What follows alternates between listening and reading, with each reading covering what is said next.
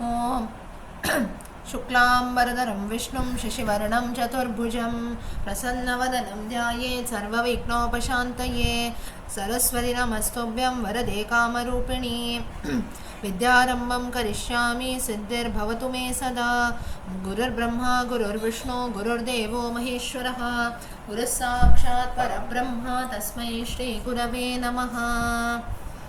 Okay, we'll start. So last week, if you remember, we had seen, or we had started, rather we had completed Matsya Purana, and we have started with the next Purana, that is Kurma Purana. So some part of Kurma Purana we have already seen, so we will quickly continue looking at that. Kurma Purana, as we know, is a conversation between between Vishnu in the form of Kurma and all the other gods who are present there. So the story that he tells, the different his incarnations as well as about creation and so on. So we had started with it, we will continue later. Hari Om, ma'am. Hari Om, Hari Om. Okay. So we saw the rules that have been told in the 4 stages of life, that is the Varnashrama. Then Vishnu, he also narrates about the history of creation and all that. Now we will look at this later, but then here in the Kurma Purana, the definition or how the creation takes place, that is a bit different, or it differs from the Brahma Purana and Vishnu Purana, wherein we see that, or even the Srimad Bhagavata Purana, wherein we see that Brahma is born through the navel of Vishnu, and Brahma is therefore regarded to be a son of Vishnu. But here in the Kurma Purana, little difference we find, wherein we see that Brahma is already existing. So, wherein they show that all Brahma, Vishnu and Shiva, all 3 are at the same level. Whereas in the Vishnu Purana, Bhagavata Purana, because Brahma is born through the navel of Vishnu, we consider Brahma to be the son. But here it doesn't happen that way. It is the same story, that Brahma is born, or Brahma comes out through the navel of Vishnu. But then the significance is different. The story in the Kurma Purana says that even Brahma also had already created the entire universe. So Vishnu says that even in my stomach also there are different worlds, you come and see. So that's where Brahma, he enters the stomach of Lord Vishnu. But it seems that the worlds inside was so big that there could be no end to all the worlds that were there inside Vishnu's stomach. So ultimately Brahma could not find any way out, and he emerged out of the navel of Lord Vishnu and says that there are so many worlds, there is no end to it at all. So the concept, the story is the same, but the context is a bit different, wherein, like you can say, there is a before story also to this, that Brahma actually entered the stomach of Lord Vishnu to witness all the worlds inside the stomach, and that's how he came out through the navel. So therefore the only difference is that now we need not argue which is correct or what is wrong and so on. The concept is Brahma comes through the navel of Lord Vishnu. Because he comes, Vishnu, or as per the Vishnu Purana, Bhagavata Purana, Brahma Purana, Brahma is regarded to be the son of Vishnu because he has come out through that. Now we also, if you see, one is our own son, biological son, who is born through us, that is one. But apart from that also other kids, we say, looking at someone we feel motherly nature, people say, right? Or looking at him, I feel that you are like my own son. So biologically that person will not be born, but we regard a few people like maybe your own, our siblings' children or something like that. We regard them as our own children, or maybe our son's friends. So like this, few relations, it need not be always through the maybe the physical or biological way. Just as we regard a few relations, or we develop few affections, like for example towards a person also we have a brotherly feeling, sisterly feeling, motherly feeling. Similarly this is a concept. So that is a reason why in the Vishnu Purana, Brahma Purana and so on, it is regarded that Brahma is born through the navel of Lord Vishnu, not to show a discrimination or not to regard anything or as higher. But Kurma Purana does not reveal this, does not say this at all, that Brahma is the son of Vishnu. It just tells the story that how after creating the universe, Brahma goes inside the stomach of Lord Vishnu, he comes out of the navel. That's it. So in detail it is mentioned later. So further, the time difference is given. Then Vishnu starts telling the story of Varaha Avatara, which we are going to look at in detail because we have not seen Varaha Avatara in detail till now. Now, a Varaha is a boar, and it is usually regarded to be the third of Vishnu's 10 incarnations. Now, this is at that time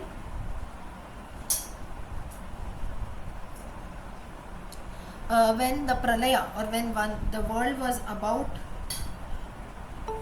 to end. So at that time, Vishnu, everything was just submerged, everything was immersed in water, the entire world, all the people were suffering. The earth herself was submerged in water. And Vishnu, he slept on those waters. And it is said that Vishnu slept for 1,000 Mahayugas. Now, what is a Mahayuga? Mahayuga is about 12,000 years of the gods. 12,000 years of the gods. Now, I'm not getting too much into numbers, otherwise it will be a bit confusing. But then for your reference, you can make a note. 12,000 years of the gods. Now, 1 day, 1 year for us is 1 day of Brahma. That is 1 day of Brahma is 1 year for all of us. So, 1 human year is equal to 1 day of Brahma. So, now you can calculate 12,000 years of gods is almost 365 up. If you do the calculation, you will get that. So, like this, for about 1,000 Mahayugas, it is said that Vishnu was sleeping on this water. Now, that's how Vishnu came to be known as Narayana. Nara means water, Ayanaha is a resting place. So people who sleep on that, Narayana, the one who sleeps on water, that's how Lord Vishnu got another name as Narayana. Then Brahma decided that okay, Padma Kalpa, the Kalpa was called as Padma Kalpa, and the next Kalpa that was known was Varaha Kalpa, that is when Varaha Avatara took place. But now currently the Kalpa that was going on was called Padma Kalpa. So in the Padma Kalpa, Vishnu was sleeping, and at that time Brahma said that okay, this Kalpa is about to end, I'm going to start creation afresh now. But now, if there is no earth, goddess is not there at all, goddess earth is not there, if she is also submerged in water, where will all the living beings live? Where will the creations live? How will they survive if there is only water? So therefore, Vishnu requested that, therefore Brahma requested Vishnu that you please, the earth also has been submerged inside water, the creation cannot exist then, therefore you have to remove the earth that has been submerged in water. So that's when Vishnu adopted the form of Varaha. He went to the underworlds, he discovered the earth and brought her on the tusks. Now why Varaha Avatara was important? Now Varaha, if you see a boar, always has a horn, right? So through its horn it can dig, go in the underworlds, and that's how come out, make its way, and once it could come out, it balanced the earth also on its horn, and that is the reason why the Varaha Avatara took place and not any other Avatara. Further, the earth, it is said that it began to float like a boat because there was water all around. The earth began to float like a boat on the waters, and that's how the present Kalpa, that is present Kalpas during the Kurma Purana, the time period that has been mentioned is Varaha Kalpa because the Varaha Avatara had taken place. Further, now in the Kurma Purana also, with this the story of Varaha Avatara ends. But in a few other Puranas, it is still mentioned in detail. Like for example, the Srimad Bhagavata Purana and so on. The Varaha Avatara story is still mentioned in detail. Kurma Purana just delves a bit into it, just gives a rough idea, and then it continues with other topics. Further,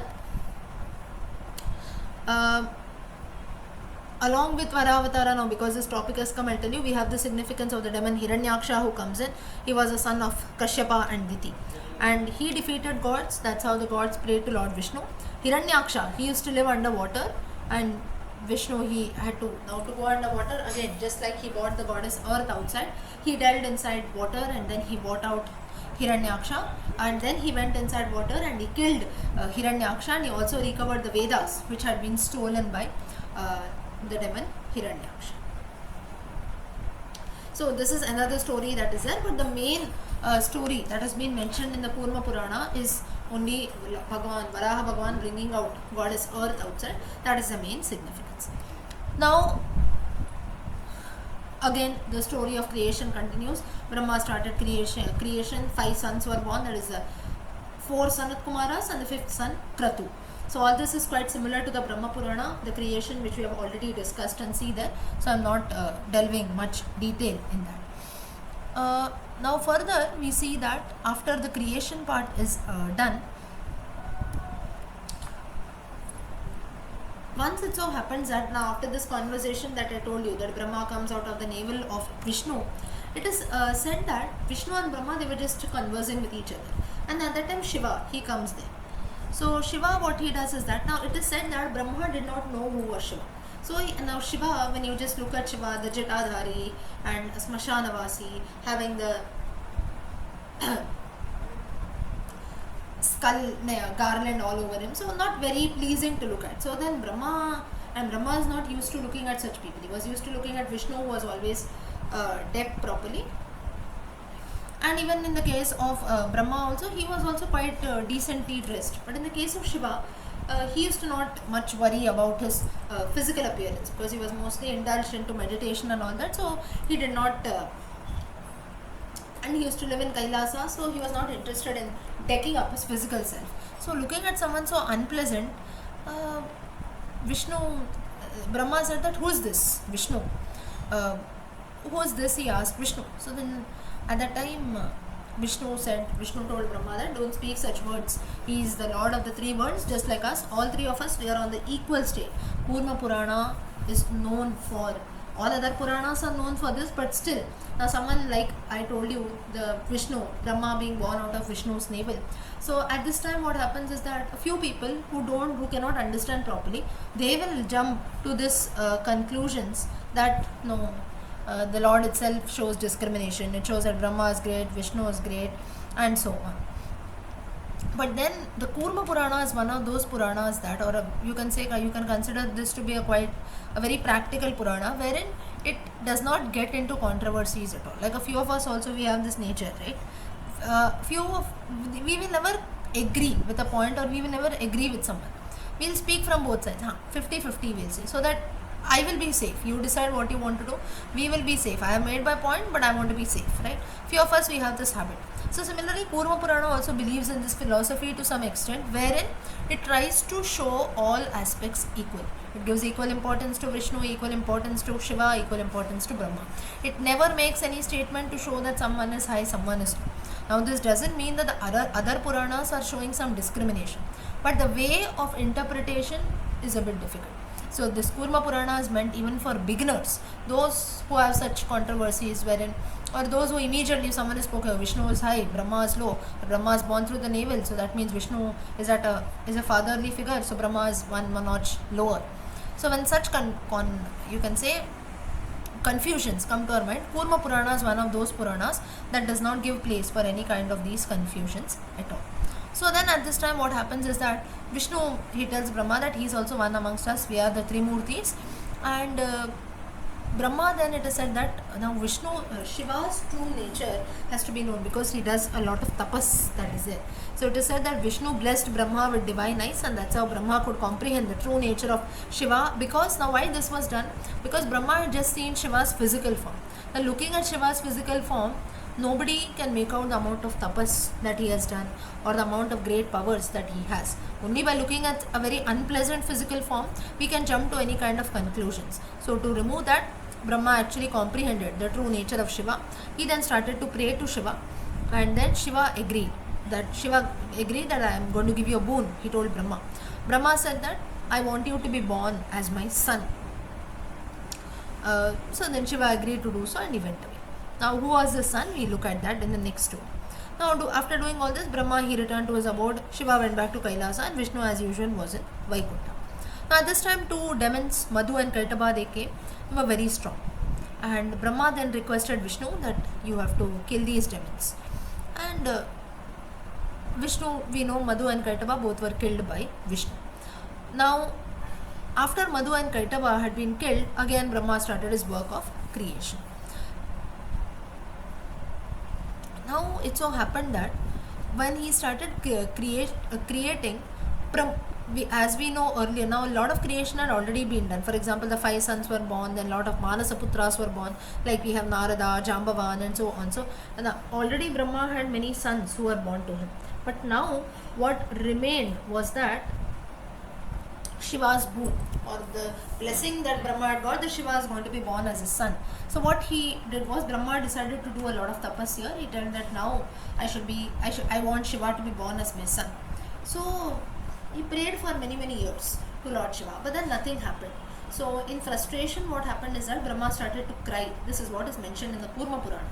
And when Brahma started to cry, it is said that the ghosts, Bhuta Preta Pishachadi, Bhutas were born. Bhuta and Preta, ghosts and Bhutaganas. Now, along with Shiva, we say always Bhutaganas and Pretaganas are there. So they were born out of the teardrops of Lord Shiva, Lord Brahma. It is believed so. Now, Vishnu, Brahma's frustration, or you can say his sorrow, it increased. He said that I cried so much, and in spite of all this crying, these Bhutas and Pretas have been born. Now, what should I do? Next, he thought that now I don't want to live anymore. I just want to end my life. Such feelings or such thoughts started coming to the mind of Brahma. So now, what happened finally is that now Shiva said that now I should be born from Brahma's mouth, and that's how Brahma was happy.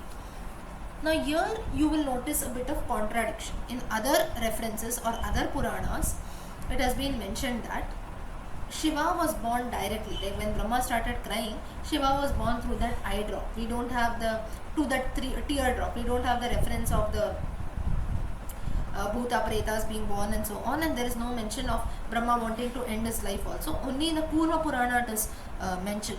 But in the Vishnu Purana, it is said that Shiva is born. Shiva suddenly appears in Brahma's lap. In the Padma Purana, we have a reference that Shiva was born through Brahma's eyebrows, from between the eyebrows. So like this, there are many references in each of the Puranas. When we look in detail, we'll have a look. But in the Kurma Purana, it is said that Shiva was born through the mouth of Brahma. Now, as soon as the child was born, as usual, just like any other child, the baby started crying. And at that time, Brahma tells the child, don't cry. And since you cried because you were born, you will be known as Rudra. Rudra. Rudati in Sanskrit means to cry, or Roditi means to cry. So Rudra is another name for Lord Shiva. That's how Lord Shiva got this name of Rudra. Rudra is actually, we have the 11 Rudras. So they are all actually the sons of Lord Brahma. So that's how Shiva got another name for himself, that is Rudra, meaning since the person who cries. Now usually all of us are also Rudras, because most of us, not most of us, all of us rather, we have to cry. Whenever a child is born, it has to cry.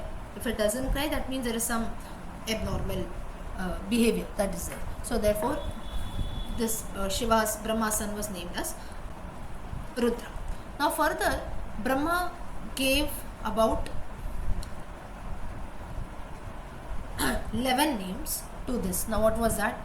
Bhuva, Sarva, Ishana, Pashupati, Bhima, Ugra, Mahadeva. So these are all again different names of Lord Shiva.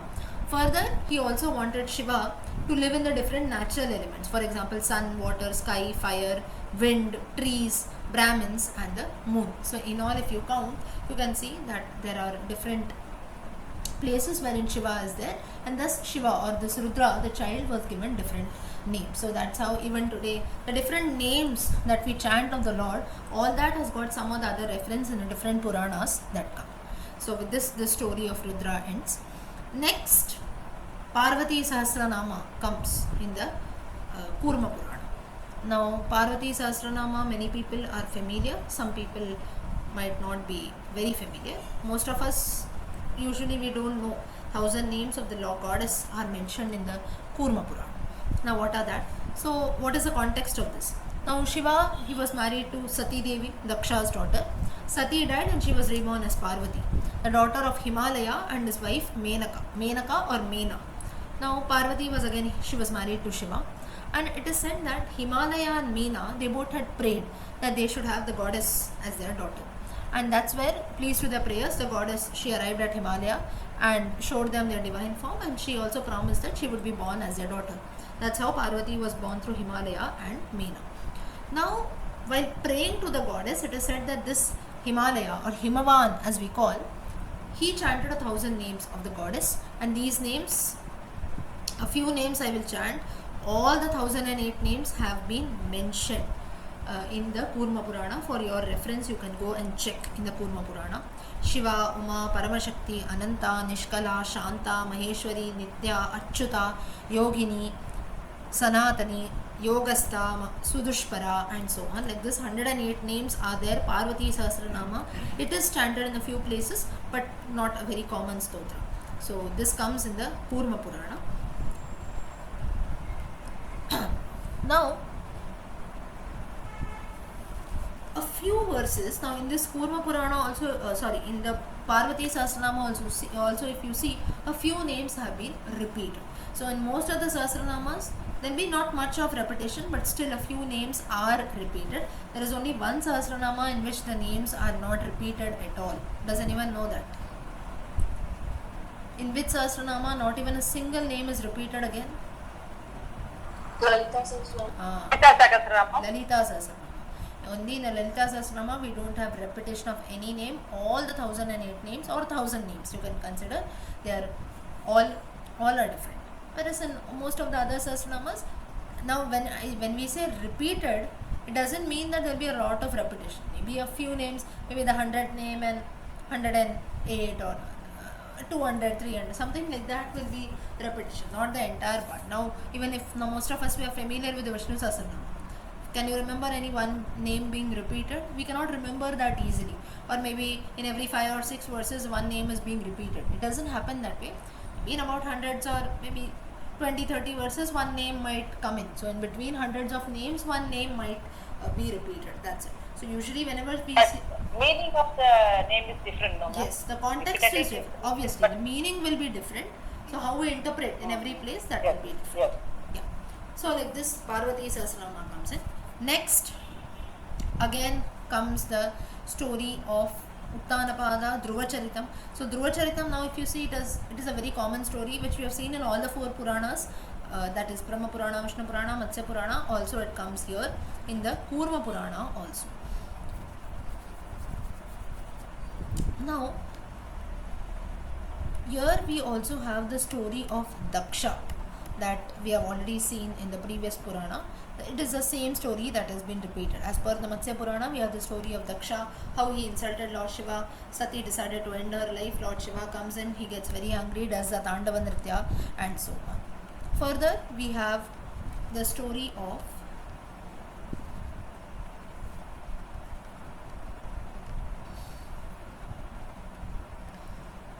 Veerabhadra. Now, who was this Veerabhadra? Veerabhadra was a demon whom Shiva had ordered in order to destroy the sacrifice of Daksha. And here Vishnu, he comes to intervene in between, and Vishnu and Veerabhadra also have a fight with each other. And this Veerabhadra, Veerabhadra was thrown, a Sudarshana Chakra was thrown at Veerabhadra, and it is said that Veerabhadra was the only person or one of those few demons who could even repel or who could even give back and fight against the Sudarshana Chakra also. It is very difficult to do that. Even Lord Durvasa also could not do. As we know in the Ambarisha Charitam story, we know that the Sudarshana Chakra went behind Durvasa. So even Durvasa could not save himself from that. But Veerabhadra was one of those demons because he was created through the divine powers of Lord Shiva. Though he was a demon, but still he was one of those persons who could defend even the Sudarshana Chakra of Vishnu. So this is an interesting aspect that is mentioned here. Now at this place what happens is that the entire universe was disturbed. Now whenever a war-like situation comes, that's the reason why we say, right, like for example, whenever we study the world war, say for example World War II, World War III, very jokingly you see now all of us also, right, maybe a few of you, now has anyone here, I don't think it should be, has anyone here seen the World War, or maybe you were born during that time, World War II, something like that? No, right? No. So, but usually maybe most of you will have your parents, maybe they would tell you some stories about the World War II, or maybe when the world was, if not World War II, I'm saying maybe the India-Pakistan war or something like that, wherever there was a war-like situation, right? If not us, maybe most of you know your parents might tell you, would have told you something like how was the situation there. Not only World War, it can be even in the wars fought in India, China, or India, Pakistan, something like that. The 1962, 1965 war, I think a few of you might be there then. So even though we don't remember, we feel, or when we hear such stories, we feel very disturbed. Or you'll have your own parents or grandparents telling stories that there used to be situations when there used to be blackouts and all such things, right? So why I'm telling you all this is, a war is something like, though we find the war now, whenever a few, especially boys and all, whenever they read stories with regards to wars, fights, they find it very interesting, right? We want to know more what missiles were used, what weapons were used, or even today in the defense also we have so much of boasting that takes place. We have these weapons that are ready, that weapons that are ready, and all that. Okay, as a country we are ready to face anything, but then the actual situation that arises in the midst or whenever a war takes place, what a country faces, that is very very difficult. For example, if you remember, in the Vishnu Purana we had seen a story wherein Krishna tries to avoid war, right? So that's where the concept of surgical strike was introduced, which our own country faced. So if you remember, I had told this in the Vishnu Purana when we were discussing, wherein Krishna, when he had an attack on Dwaraka, he tried to avoid war. Sorry, when he had an attack on Mathura, he tried to avoid that war, and that's how he shifted all the people to Dwaraka. So the same person, who was that, you remember, who had attacked? Don't remember? Shishupala. Not Shishupala. Who attacked many times, 17 times. Who was that? Jarasandha. After Jarasandha, he had sent an army, he had sent a person, he had sent a demon to attack. So that's where, even after facing Jarasandha so many times, Vishnu decides that now I must not do, because this war is affecting the common people who are innocent people, who don't have anything to do with the war. They are being affected, so at least for that reason I must not fight this war. So the same thing here also takes place, is that the entire world was facing destruction. So even today, though we jokingly say World War III, anytime it can take place, or whenever we have a small fight in the family also, sometimes some people say that, oh, now fight in their house, that means it's next world war, right? So jokingly we say, but a war, whenever it takes place, the amount of destruction that happens, that cannot be imagined at all. So this was that kind of a situation created by Veerabhadra, Daksha. Shiva was also, his anger was at the peak. Sati had given up her life. Shiva was facing all this trauma. That's when he put in all his anger, divine powers, made this demon Veerabhadra. Vishnu tries to intervene, nothing happens. So now Brahma, he arrives, and what he does is that he does not go. He was like a satyagrahi, you can say. He followed the path of ahimsa. He started to pray to Shiva and Parvati, and that's where both Shiva and Parvati, they came and Parvati Devi, it is said that she was moved by the prayer. So Brahma, all other gods also came and prayed, and she told Shiva that you please pardon them, and now you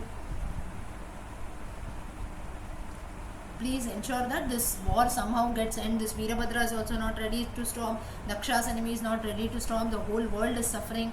The sages are being kicked about. Lord Agni, it is said that Agni Bhagwan had his arms and tongues being sliced. Now why so this is mentioned is, that means sacrifices were being destroyed everywhere. So this Veerabhadra was very very dangerous. So therefore now Shiva, so all the gods are praying, saying that you please save the world and so on.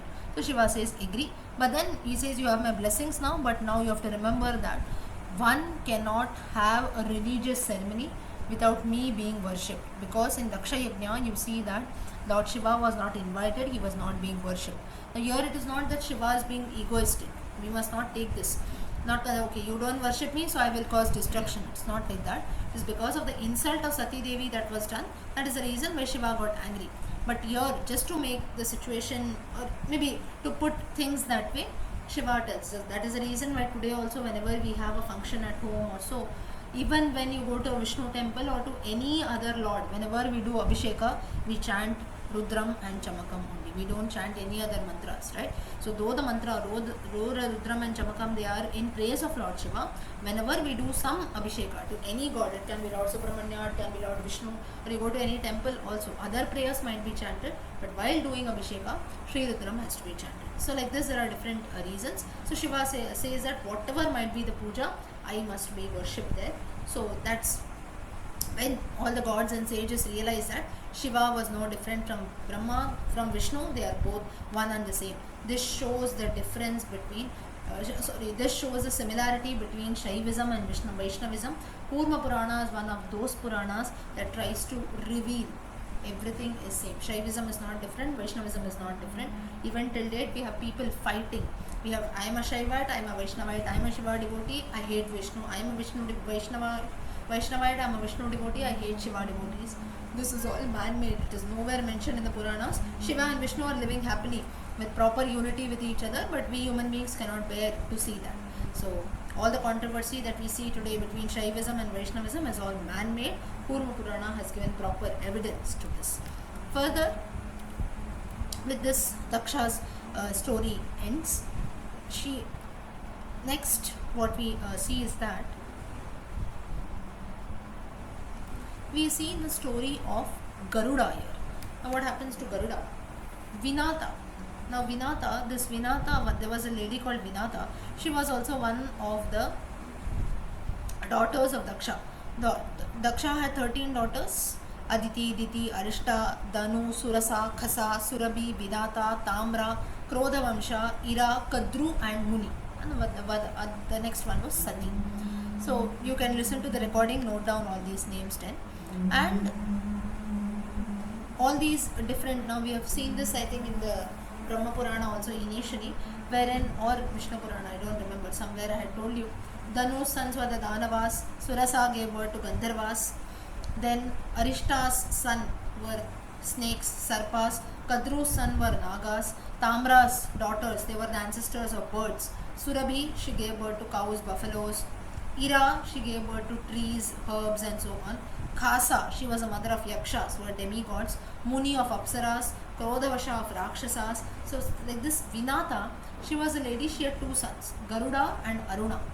Now the two sons, Garuda we know the Vahana of Lord Vishnu. Now Garuda, he pleased Vishnu and obtained the boon that he would carry Vishnu Aruna, he pleased Lord Shiva and he obtained the boon that he would become the sun's charioteer. Now the rivalry that was there between Vinata and Kadru. Now we know the very famous story. Kadru sons were Nagas and Vinata's son is Garuda. So we know the enmity between a vulture and that is between an eagle and a snake, right? So therefore Vinata and Kadru always they had this enmity with each other, saying that your son will come and eat all my snakes, then what will I do? All my sons who are snakes. So they had this enmity. This enmity is not mentioned in the Kurma Purana, it gives a reference in the Srimad Bhagavata Purana. Further, Hiranyakashipu story. So with this, just a reference is given to Vinata and her two sons Garuda, who became the charioteer of, or who can say who became the Vahana of Vishnu, and Aruna, he pleased Shiva to become the charioteer of the sun god. Next we have the story of Hiranyakashipu, that is the Narasimha Avatara story. In detail it has been mentioned here. Further, what happens is that Hiranyaksha's story comes in, which we have already seen. Vishnu adopted the form of a boar and Hiranyaksha kills a boar. Now, in some references, note that, now in most popular references we have the third avatara, that is Hiranyaksha, that is Varaha Avatara, next is Narasimha Avatara. But note one thing, that though we say Matsya, Kurma, Varaha, Narasimha, the order of the 10 avatars, the time period, or it's not in the same order that all the avatars have taken place. Please make a note of this. Srimad Bhagavatam gives reference to 22 avatars that have been taken.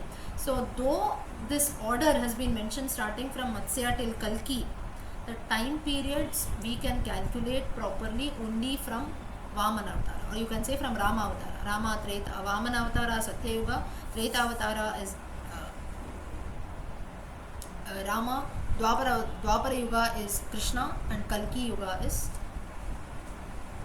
the Kalki Avatara that is going to take place. Apart from this, Matsya Avatara, Kurma Avatara and all, they are a bit, you can say the time period differs a bit, so we cannot go in the same order at all. Then why this concept of Dashavataras has come in, or Dasha Mahavataras as we call, why that has been introduced is, it tries to show the development of the Lord or incarnation of the Lord, starting from a small creature like a fish, how it slowly develops. Matsya, Kurma, then like an amphibian, like a tortoise who can stay both on land and on water. Then next is Varaha, normal animal.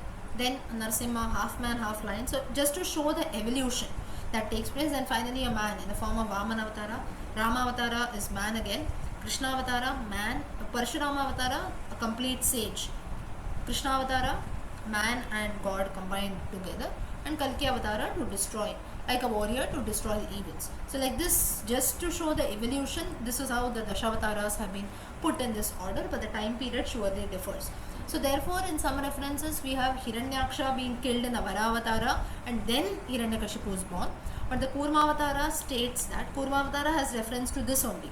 But in some avatars, it is mentioned that some avatars, or you can say in some Puranas, it is mentioned that after Hiranyakashipu died, that is after the Narasimha Avatara took place, Hiranyaksha was made the king. Hiranyaksha was made the king, and after Hiranyaksha's death, Prahlada was made the king. But most common references, after Hiranyakashipu died, Hiranyaksha is already dead in the third avatara. Next Hiranyakashipu dies, next his son Prahlada is made the king. So we can go with this, but for our knowledge we should know. So few things, they are a bit controversial because of the confusion in the time period. Now why all this confusion takes place is that one is we don't have proper records, no written evidences. Secondly, India believed in propagating knowledge through oral tradition mostly. So therefore whatever was being told was just told orally. So we don't have a lot of calculation or nothing in return that is there. Now whenever something is told orally, it can always lead to confusion, right? Now say for example here, if I say something, now I am saying quite clearly I presume, but still a few things, maybe one of you don't understand, you will immediately ask, right, what you said, it was not clear to me, can you please repeat? So that means, or maybe you would have understood or you would have heard something different. So mostly we cross check, but sometimes it might happen that we don't hear properly. Or I'll give you one example is, we have some game of Chinese whispers, right? I don't know, all of us we would have played. You tell something in someone's ear and then they pass it on. You have the chance to tell only once. So by the time it reaches the last person, what the first person had told, that would be totally different, and then it would be fun. So just a fun game that is there. So this happens so this happens in the case of oral tradition. So I'm not saying that it is a game or people don't take it seriously and all, but then in oral tradition, as time differs or as time period differs, the way of understanding, way of interpretation also differs. What someone tells orally, I will tell you one thing, you will understand in a different way, you pass it on to someone differently. Whatever is your understanding, you will tell that to a third person. Third person will listen to you, understand, make his interpretation and pass it on. This is where difference is coming. Whereas when we have something in return, we know, okay. So that's the reason when two of us are arguing, say for example we are arguing on a topic, say the Gita. I say that no, in the Gita there are about 18 chapters, you say there are about 16 chapters, if someone from you says. So what we can do is next minute we go, no, let us buy a Gita book or let us open the Gita book and see for ourselves how many chapters are there. Then we say, okay, 18 chapters, okay, you are right. Now because we have the evidence in the form of a Gita book in written form, we can go and refer to that. But in the case of oral tradition, what happens is we don't have anyone to refer. We might go to our own teacher who has taught and we'll go and cross check with them, that's it. Beyond that, we don't have written proofs. That is the reason why everything we need, right? You go to any lawyer or law or even in a workplace or whatever it is, we need everything in writing. Someone tells us something orally, we say, no, don't tell orally, you give me in writing. So this concept of writing, why it has gained a lot of importance is because of this, so that evidences are there. But you call it fortunate or unfortunate, it is our own decision. But then Kurma Purana or most of our Puranas, now today also whatever is written or what we have in the form of Kurma Purana or all the 18 Puranas, Itihasas and so on, that is all someone has written that. Now Valmiki has penned Ramayana, he wrote that, so we know. Vyasa has written the Mahabharata, so we know. Kurma Purana and all this was written by Vyasa, so we know. But still he also, if you see, from 1 crore verses, he has made the short version that is there in the form of 4 lakh verses. So there are also a few portions he would have skipped, or he also would have written his point of interpretation. So that is the reason why it is said that it is always better if you read the original version than commentaries. It's not that we must not read commentaries, abridged versions, translations, it is not wrong, but what we are reading is, we are not reading the original story. We are trying to interpret, or we are trying to understand what the author has written. So we are trying to understand his way of understanding things. So that might be, or that might differ a bit from the original version. So that is the reason why you have some doubt regarding something, you must always open and refer to the original version only, so that all doubts are clear. So here, therefore, such controversies come in wherein Hiranyaksha was made the king after Hiranyakashipu, but as per most popular references, Hiranyaksha died first, next was Hiranyakashipu, and finally Prahlada was made the king. Now, after Prahlada's death, it is said that Hiranyaksha's son Andhaka, he became the king of demons. So this is one reference that has been given. Now further what happens is that we see the story of Andhaka now. Now for many years there was a very terrible drought like situation on the earth. Nothing to eat, there was no food, no rain, nothing. So all the sages also were living in the forest, they were suffering, common people were suffering. So at that time what happened is that Gautama Maharshi, we get the reference in the Ramayana, Ahalya's husband Gautami. So this Gautama Maharshi, he was a very powerful sage, and he had powers that he could bring rains in his own ashrama. So he got some powerful, he did some powerful divine, you can say some magic or some mantras that he chanted, and rain started pouring in his hermitage alone. There was no famine and there was plenty of food that was there. All the drought situation went away. Now all the other sages and all other people, they went to the hermitage of Gautama and they begged that you please give us food, shelter and so on. And because in your ashrama everything is full, you have good food produce, you have rains, everything, so situation is very comfortable, we would like to come and stay here. So Gautama was also readily agreed, and all the sages now they started living in Gautama's ashrama very happily. Now 12 years had passed. The drought went away. Now this drought like situation was there for about 12 years, it is mentioned. And after 12 years, the drought went away, food grains started growing, and sages now decided that now we'll all go, we'll take the leave of Gautama. For 12 years we have stayed here. Now the situation has improved, so we'll all go back to our respective hermitages. And now Gautama said that no, for 12 years you have lived, you have become like family to me, so stay for a few more days. But the sages, they agreed. But now what happened is that, now this is the same situation which we can relate to our lives also. I'll tell you how. They started getting jealous of Gautama's powers, and they decided to make a plan to bring about the downfall of Gautama. This teaches us a very good lesson, saying that how much ever we find a person, now this a few people might not like, but this is what is reality. How much ever a person is close to us, or how much ever a person would have done good to us till yesterday, it does not take time for a person to change at all. And it can happen that people who do something good to us, or even though if we do something good to people, it's not like the person will always think only good about you, or he'll always feel that oh, you have helped me, so I have to be always good with you. It doesn't happen that way. He can also plot something against us. So how much ever we do good to someone, it's not that the other person will always be good to us. There can be situations wherein that person only tries to bring about our failure, or you can say our downfall. So therefore it is said that whomever you believe, now if we think this way, we never have faith, or we never believe, trust, nothing will be there. So this is how life is there, that is true, but then we have to be very very careful. So that is the reason it is said that as far as possible we strive to be independent, not only in terms of money also, but then over attachment or things like that. You might feel that I sound a bit philosophical, but this is what is experience that we get to learn through Kurma Purana, through this incident of Gautama that he had experienced. So the Kurma Purana, or all the Puranas for that matter, or any other scripture you take, the Ramayana, Mahabharata and Vedas, we should not just look at them as they're just mere stories or information, encyclopedia kind of things. What we get to learn from each situation, from each story that has been mentioned, and how it is so very relatable to our lives. Today's situation, we know most of us, we would have done everything for a person, but the same person, it's not that the same person will have the same attitude towards us. That person would cause a lot of danger, and then we feel bad that I did so much, but see how the person is behaving. So Gautama here also, the sages, they forgot all the good things that had been done to them for 12 years. Gautama had offered them shelter and so, but they were now plotting so that all these, now Gautama he got a lot of fame, right? Because he not only protected his own hermitage, but other people, other sages also came from outside and lived, not for a day or so or a year, for about 12 years. So now so it is said that all the sages with their powers, they made a black color calf. Now this calf was not a real calf, it was a Maya calf. It was just illusion.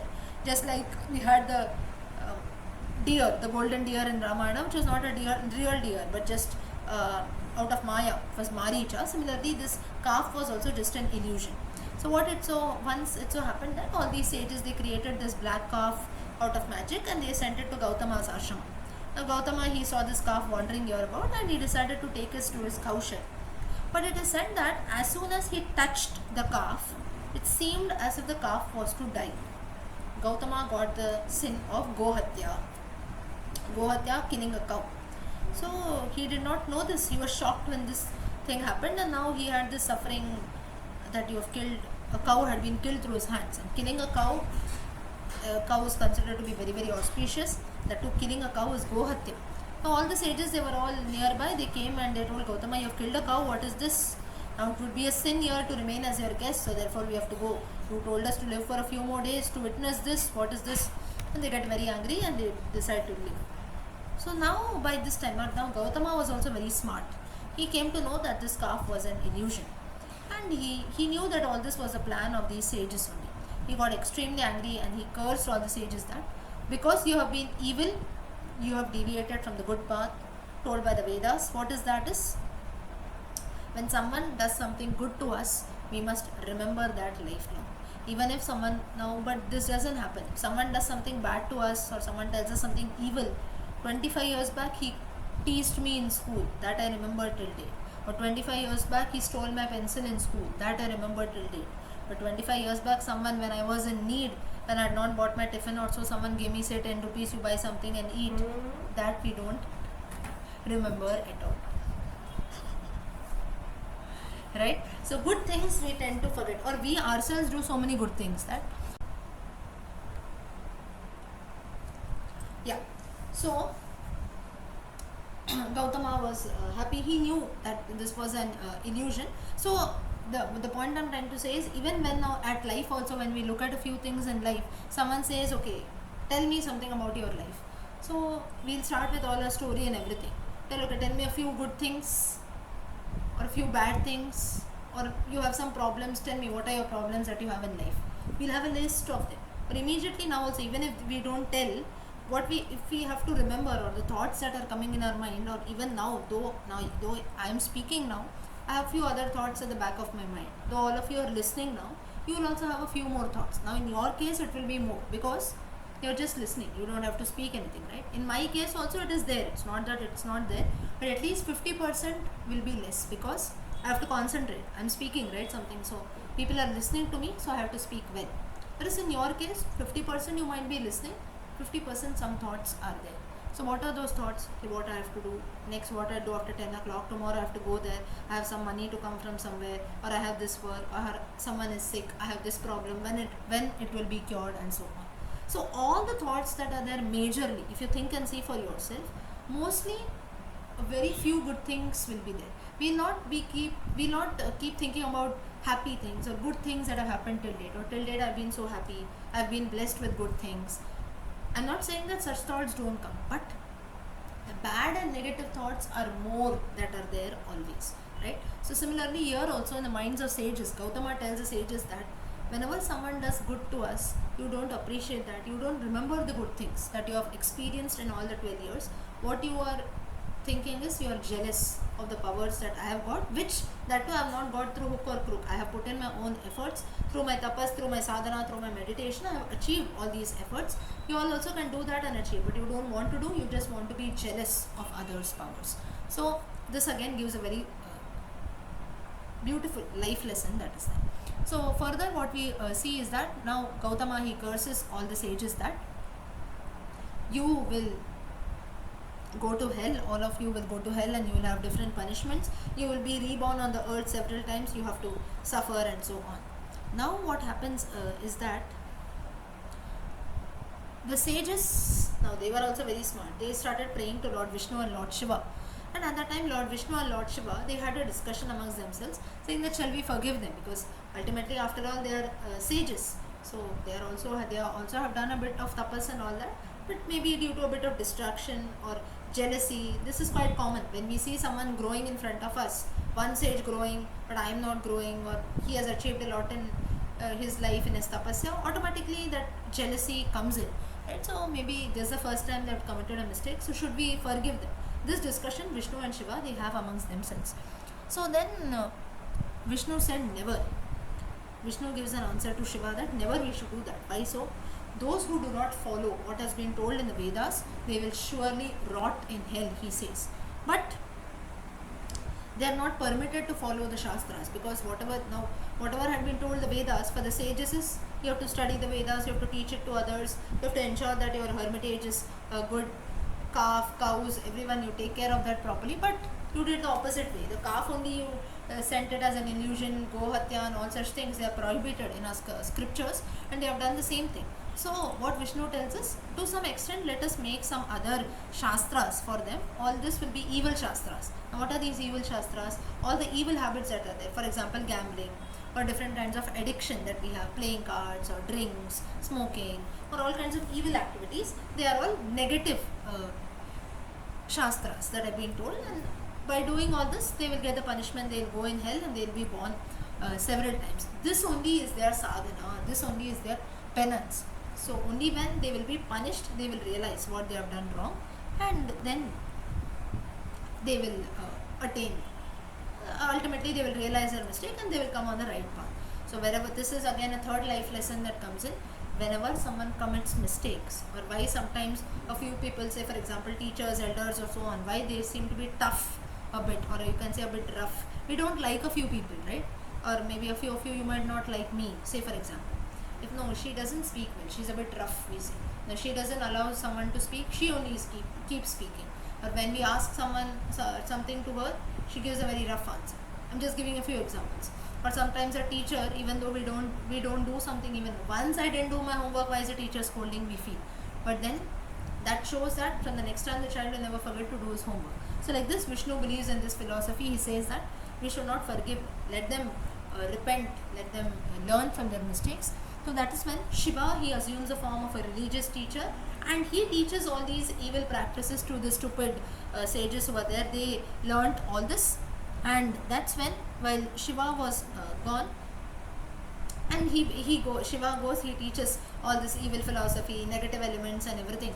So that's when we have a lot of these so-called, we have I don't know, even in India, even till date it's being followed. We have people burning, you can say fire, they put in all those chili powder, this and that. Has anyone come across such things? Maybe you would have seen in movies and all, right? Black magic sort of thing you're talking about? Sorry? Black magic or Black magic, yes, but very absurd things, like some people will pour in chili powder or maybe pierce their bodies and something like that. So very, you can say very disturbing to see. So such things wherein they don't actually, it's not worship at all. They will just feel that by doing such things the Lord will be pleased and so on. It doesn't happen that way. So all such evil practices that were there, all these stupid Brahmins, they started doing all this. Now Andaka, now here comes a reference of Andaka, who was the son of Hiranyaksha. Now while Shiva was gone, it is said that Shiva was away, Nandi was there. Now with this, the story of the Brahmins to some extent ends, saying that Shiva taught all the evil ways, and these Brahmins, they kept following all that, they went to hell, they were reborn on the earth, and as per their karma, so several times they were being born and so on, ultimately till they achieved what they wanted, till they realized their mistakes. So with this story ends. Next, now comes back the story of Hiranyaksha's son, Andaka. So what happens is that now Shiva, he does all the teaching, he goes away. So Nandi, we know Shiva's Vahana is Nandi. So Nandi, Shiva leaves Nandi, tells you stay here, you take care of the household, Parvati, everyone is there, you take care. And Shiva also tells Vishnu, now Vishnu was in Kailasa, so Shiva tells Vishnu that you also see what the gods, sages, Parvati, everything, what are they doing, take care of that. Now realizing that Shiva was away, this Hiranyaksha's son Andaka took this as an opportunity to abduct or to kidnap goddess Parvati. He found that Nandi was there at the entrance and he started to fight with Nandi. So at that time Nandi, he hit Andaka with the Trishula. Now this angered Andaka. How can you hit me? He created 1,000 other demons who were there. Now one demon to defeat for Nandi was easy, but thousands of demons to be defeated, it became very difficult for Nandi.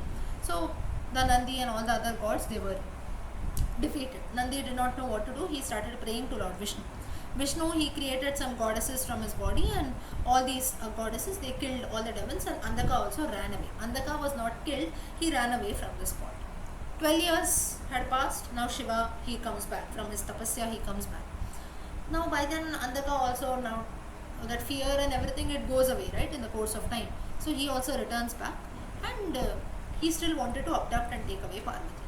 Now here what happened is that both Shiva and Vishnu's army, both of them, they started to fight with Andhaka's army. Vishnu told Shiva that no one except you can kill Andhaka. You please kill this demon so that the entire universe can be saved. Now Shiva pierced again, just as Nandi had did. Shiva also, he hit Andhaka on his chest with the Trishula, and Shiva began to dance. That's how you have this. You can see in a few places that Shiva, he pierces the Trishula on a demon's body and he does the Tandava Nritya. If I don't know if few of you have seen that, but that is this demon Andhaka. And when this was done, it is said that all the evil that was there after the Trishula was pierced in the chest of Andhaka, all the evil qualities or all the evil behavior that were there in Andhaka, they all disappeared, and he started praying to Lord Shiva. And we know Shiva is Ashutoshi. That's when he said that I am pleased with all your prayers that you do, and you ask me any boon. And he told that my companions, they are known as the Ganas, so you also be a Ganapati. Ganapati is Gananampati, that is leader of the Ganas. You be their leader, and you will be Nandi's companion. Even till date we have Andhaka, who is the companion of Lord Shiva, who is a companion of the Ganas. So among the Bhuta Ganas, we have one Gana, that is Andhaka, who is just like Nandi. So demon, how he transformed himself as one of the, you can say, one of the great disciples of Lord Shiva. So this is the story of Andhaka, who was originally Hiranyaksha's son. He was also evil by birth, evil by behavior, but eventually he turned into a great Shiva Bhakta. With this we will stop here for today, because the next story continues. So if you see in the Kurma Purana, you have, like, you cannot say the entire Kurma Purana is like one story, just like the Ramayana or Mahabharata story. Puranas, not only the Kurma Purana, Puranas in general, they have just small incidents. Like for example, the sage's story. With this, okay, now a story ends, a particular incident has been told, and they have to now take rebirth again, and that's how all their sins went away. They were reborn again, and they got back their tapasya and everything. Or even in the case of Andhaka also, how he was a demon, but then he transformed into a great Shiva Bhakta. So for people who don't like reading long stories, or maybe even when we look for go to movies also, some people don't like very long, about 3 hours, 4 hours movies. We like, most of us, we look at the time also, okay, 1.5 hours, 2 hours, 2.5 hours, quickly you can go and come back. So that is one thing. A few of us we like, it depends on everyone's choice. So Puranas are for like that, you can say small snippets, and in small time, like just you read just a gist of that and you get an idea of the entire story. Okay, so today time is up, we will stop here. In the next session we will continue. Om Shuklam Varadaram Vishnum Shashivaranam Chaturbhujam Prasanavadhanam Dhyayet Sarvavighnopashantaye Saraswati Namastubhyam Varade Kamarupini Vidyarambam Karishyami Siddhir Bhavatu Me Sada Gurur Brahma Gurur Vishnu Gurur Devo Maheshwaraha Gurus Sakshat Parabrahma Tasmai Shri Gurave Namaha. So we were looking at Kurma Purana, we will continue looking at that. So Kurma Purana, if you see, has got a lot of small stories that are there. So yesterday, towards the last, in the previous session that we saw, was the story of Hiranyaksha's son Andhaka, who was an evil person, and ultimately he became one of the greatest devotees of Lord Shiva. He was made to join the Bhutaganas, like along with Nandi, he became a companion of Nandi. Yeah. So now we'll continue. The next story is about a king called Vali. Now this Vali who is there is somewhat different from the Vali that we know quite famously of the Ramayana reference, that is Sugriva's elder brother Vali. So while Andhaka's story got over, Prahlada's son Virochana became the king. Now how it happened was Hiranyaksha, Hiranyakashipu. Now to some extent, if you see, what we can see here, though now both Hiranyaksha and Hiranyakashipu were demons, one good thing that we see from their aspect is that unlike the Mahabharata, they did not have a rivalry like the brothers Kauravas and Pandavas. So, like Hiranyaksha was the elder son, Hiranyakashipu was the second son. So there was no much of, and then Hiranyaksha's son was Andaka, Hiranyakashipu's son was Prahlada. Now, after Hiranyaksha, it was said that Andaka ruled over, and then Hiranyakashipu's Prahlada ruled over. Next, who became the ruler? After Andaka was given a chance, next came Prahlada's son Virochana.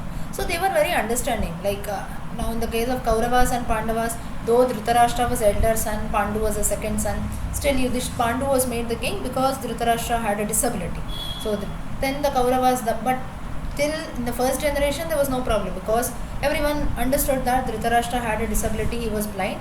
So therefore Pandu was made the king. But now the problem arises in the next generation. In the case of Kauravas and Pandavas, no one had a disability, all were normal. So then now who should become the king? Logically, the king is Pandu, but then the elder son was Dhritarashtra, so now the dispute arises. Whereas here they had a good understanding that Prahlada was also very generous enough. He said, no, let Hiranyaksha's son Andaka become the king, then my son Virochana, he will become the king. So after Prahlada ruled, then Virochana, Prahlada's son, now is ruling. So this incident that we are going to look at, the next story is where Virochana, who is Prahlada's son, he becomes the king of demons, and he also, like his father, was very righteous. He ruled the kingdom very nicely. And at that time, a sage called Sanat Kumara. Now this is different from the Sanat Kumaras who are there. The four Sanat Kumaras, Sanaka, Sanandana and so on. They are different. This is a sage called Sanat Kumara only. He once comes to visit this Virochana, and Virochana was very happy to see this sage. And at that time, now Sanat Kumara knew that Virochana was Prahlada's son. Prahlada is such a great devotee of Lord Vishnu. So he felt that I will tell you about the true nature of the universe, philosophy and everything. I'll teach everything to you. So Virochana was also very happy. Now from his own side, Sanat Kumara is saying that I'm going to teach you something. That was like a blessing for the king. And then he started teaching and everything. And once all the teachings were done, Virochana became so influenced by the teachings that he no longer desired to be a king. He went off to meditate and he crowned his son Vali as a king of demons. So Prahlada, Virochana, Vali. Now this Vali also was a good king. He ruled very well. It said that he defeated Indra and all the other gods, and he also won over heaven. Now Indra and other gods, they started praying to Vishnu, saying that no, if Vali comes, he takes over our place. He's good only, but then through his prayers, powers and everything, he has fought over even heaven. So now we need a place to stay. Indra should rule over the king. So they all go and pray to Lord Vishnu.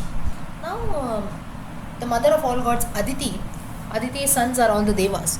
So she was very happy, she was very unhappy looking at all her sons suffering. Indra and all the other gods, they were suffering at the hands of this Vali, like they had lost their kingdom, they lost heaven and everything.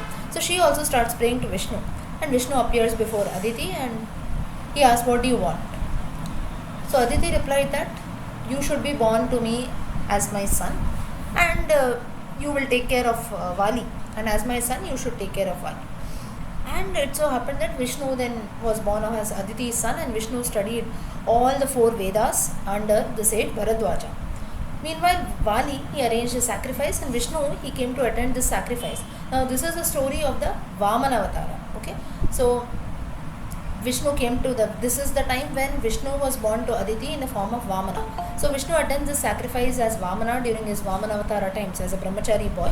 And now whenever kings give, like for example even Bali, for that matter, Mahabali, he also used to give everything, right? Now this Vali who is there, in some references it is said that this same Vali is the Mahabali who is there. So Mahabali, it is the same Vamana Avatara story wherein he asks for 3 pieces of land, and then Vishnu tells, I want heaven, hell and earth, all the regions that are there. So this is one reference that has been told, but the name that has been mentioned in the Kurma Purana and some references, it is mentioned as Vali, V-A-L-I. But then some people say, because usually we have a tradition in India, B-V, like for example Vrindavan, there's always a confusion. So this can be Bali and Vali. So that is also one reference that is there. So you can consider however you want, but for your knowledge, note that in some references that I have referred to 2 or 3 places. So that is where I saw that in a few I saw that it is Mahabali only, like the normal Vamana Avatara story. Some I found that it was given as Vali, V-A-L-I. So then, and it was clear, it is mentioned also, there is no place of Mahabali, there is no mention of Mahabali at all there. So then it is a confusion, but it is better that we consider this to be Mahabali only, because it resembles the same story of Mahabali. So you can call the person as Vali also, who was, but as we know, as the tradition goes, Prahlada's grandson is Mahabali. So we can consider that, but note for your information that in some references, some online references, even in books or so, sometimes it is given as Vali too. So, but I feel that in the original Kurma Purana, when I refer to, it is given as Bali to some extent. In another book, it is given as Vali. So I don't think that I'm confusing all of you, but then that is what is mentioned there. So Puranas sometimes, depending on the references, they can be a bit confusing, and then we feel what to believe in. But then, as most popularly we have the Vamana story, Vamana Avatara story we know, so we can stick to Mahabali only. So then this Mahabali, he was the one who was doing the sacrifice. Vamana could not refuse anything, and Bali, he says that I'm fortunate you have come here, you ask me anything. He says, you grant me land as much can be covered in 3 of my footsteps. Immediately Vishnu, in this Vamana Avatara form, he appeared very huge, a gigantic form. One step he covered the entire earth, second the sky, and with the third he covered heaven. The entire universe was inside. And now here we don't know, it is said that the earth entirely, it started shaking, the water began to flow through the sky, and that's where it is said that the heavenly Ganga, she was born this way, wherein the water began to flow through the sky. As the earth started cracking, water started flowing from the sky. Now in the Brahma Vaivarta Purana, when we look at that differently, it is mentioned that from Vishnu's body, that is from Vishnu's leg, we know Ganga is born. So it is the same Vamana Avatara story. Vishnu keeps his leg, and that's how Lord Ganga is born. That is the most common story. But then in the Brahma Vaivarta Purana, the body part specifically is not mentioned. It is just told that the Ganga is born from Vishnu's body. That's it.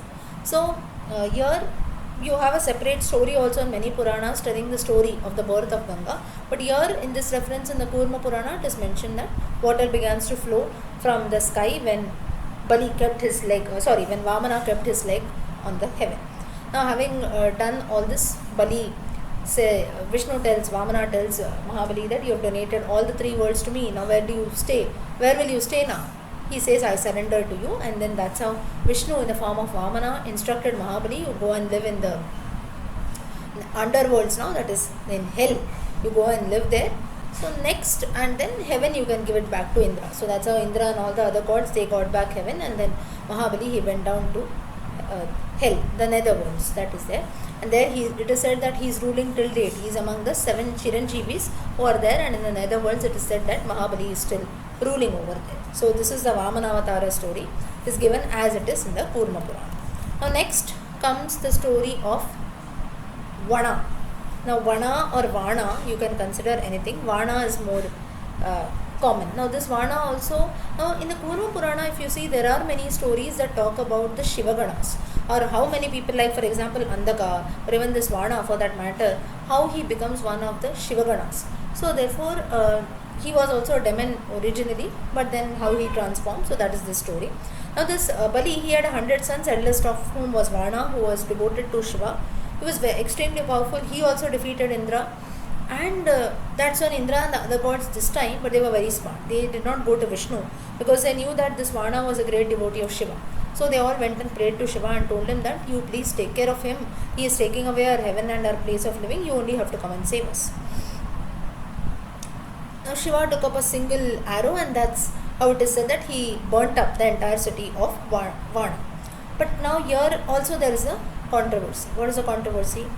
It is said that Krishna, in different Puranas like the Vishnu Purana or Bhagavata Purana, in the Vishnu Purana this reference we did not find much when we had read it, but in the Srimad Bhagavata Purana it is mentioned that Krishna fought with Vana, he defeated them, and Lord Shiva fought on Vana's side because he was his devotee, and it is said that because of Krishna's blessings, Vana became Shiva's companion, and thus Vana's capital, or the place that Vana was ruling over, that was named as Shonitapura. This is a reference that we have in the Bhagavata Purana, Vishnu Purana. Whereas in the Kurma Purana, there is no reference of Vishnu or Krishna coming in. Totally, the gods, they go and pray to Lord Shiva, and Shiva completely burns up the city of Vana.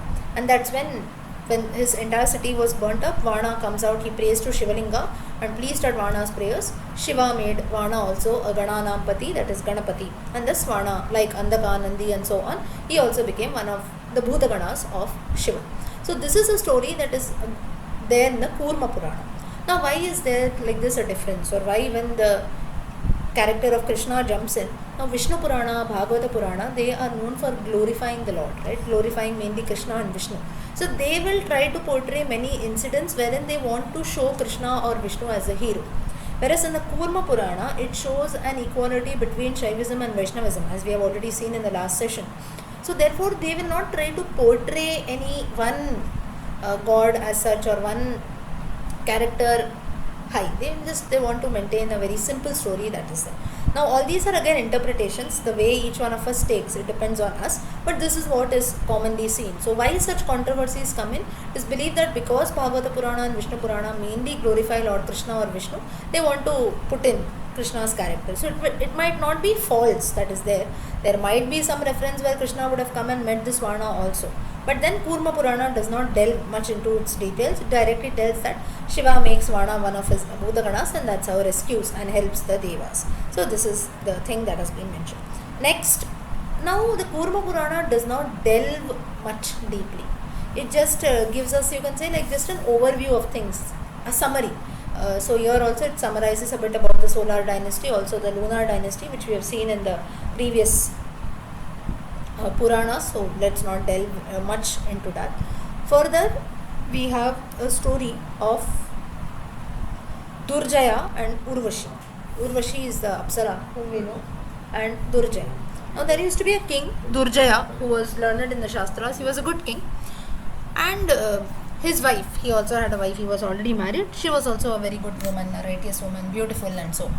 So once it so happened that Durjaya went to the banks of the river Kalindi. Kalindi is nothing but the Yamuna river, and that's where he met the Apsara Urvashi, and he fell in love with her.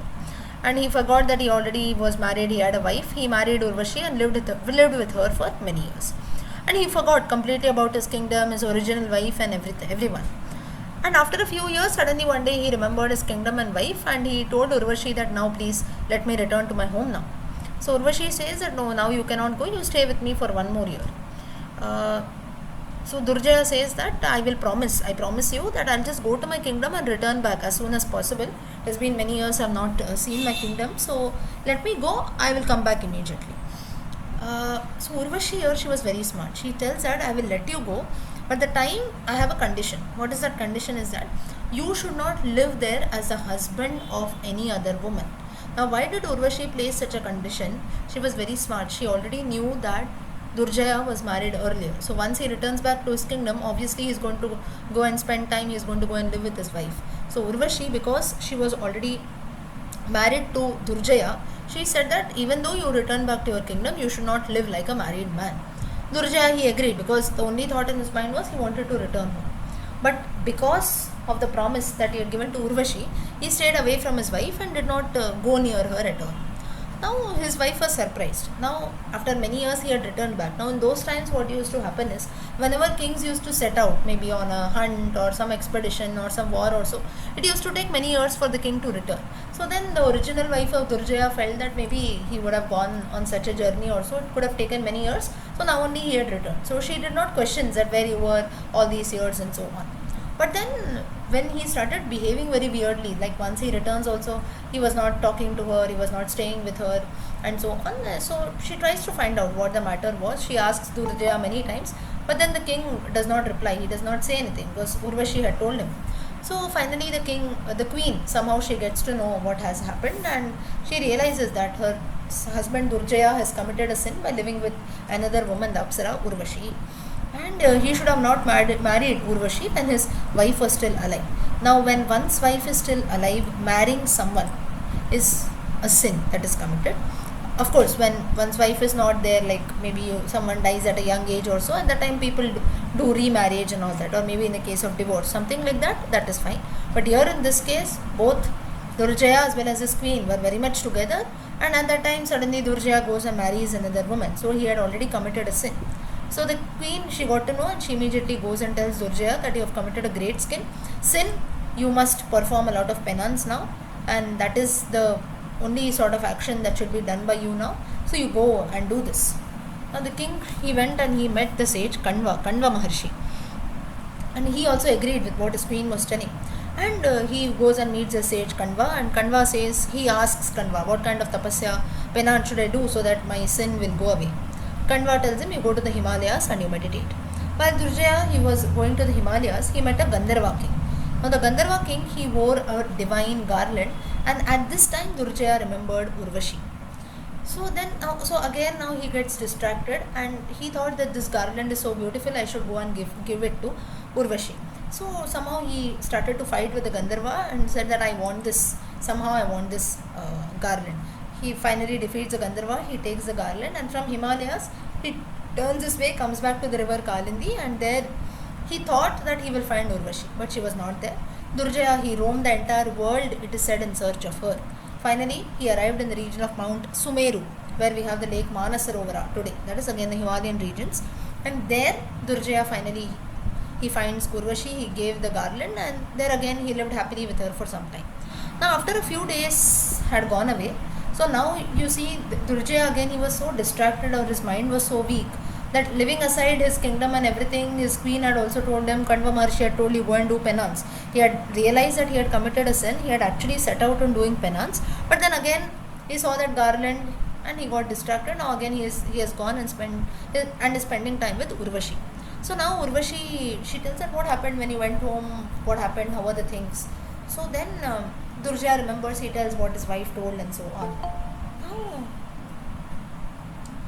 Urvashi, listening to this, she became afraid. She said that immediately you go and you do tapasya, otherwise both your wife as well as the Kanva Maharshi, both of them will come and curse us, because they are thinking that now you are set out on doing penance, but you are actually spending time with me here. So now you please proceed. But Durjaya now, he was so attracted to her, he could not think of anything else apart from Urvashi. And Urvashi saw this and she made herself very, very ugly. Now she was an Apsara. Now the purpose of Apsaras, if you see Menaka, Urvashi and so on, their main purpose is they look very beautiful, or they are like sources of entertainment for Indra. So they will dance, they will sing and so on. Now that doesn't mean that is their only purpose, but then mostly they are known for doing that only, or most of the Puranic stories and all these stories we see, like in the case of Vishwamitra, Menaka comes and distracts him. But in the case of Indra, so many times we have, in Indra's kingdom we have Apsaras like Urvashi, Menaka, Ramba and all of them dancing. And many times they are cursed also. Do you know one Apsara who has been cursed and she was born as a lady of a god? Anyone remembers? Anyone knows? Punyasthala, somebody? Punjikasthala. Hanuman's mother. Hanuman's mother, Anjana Devi. Anjana Devi. Yeah. Anjana Devi was originally an Apsara, Punjikasthala, and that's where she was born as a monkey on earth. She married the great monkey king Kesari, and that's how Hanuman was born. So like this, they too have been cursed. So there we cannot blame them. That was their only work that was told. Now even today also, we have a few people who are meant for only entertainment, right? You go to some hotels or something. Now I'm not delving much into this. We all know what all sources of entertainment are there. But even if you go to a few restaurants or hotels, you see a few people, maybe not dancing, but they will play some instruments, or especially the North Indian, Punjabi restaurants also, if you go, they will have the musical instruments and something like that. And many people, more than the food now, what we look at is, some people look at it, the ambience, this, that, right? The place should be very good. What is the view that I get? So some people focus on that. Whereas normal people, what they'll do is, we'll just go, we'll see, have good food and come back. So I'm just giving you one example. So mainly these Apsaras were those ladies who were sources of entertainment, you can say. So many times they were also cursed. So here Urvashi, she made herself very ugly, and this this completely changed Durjaya. He said, I was like, he felt to the extent that this is not Urvashi at all, this is some other woman. And that's when he leaves. But for 12 years it is said that Durjaya finally he goes about, he leaves Urvashi and goes, because he thinks that this is not Urvashi, this is some other woman maybe. It's made very ugly, so I cannot live with her anymore. See, so he sets off. It is said he did tapas for 12 long years. He lived only on fruits, roots and so on. For the next 12 years he lived only on air, like Dhruva.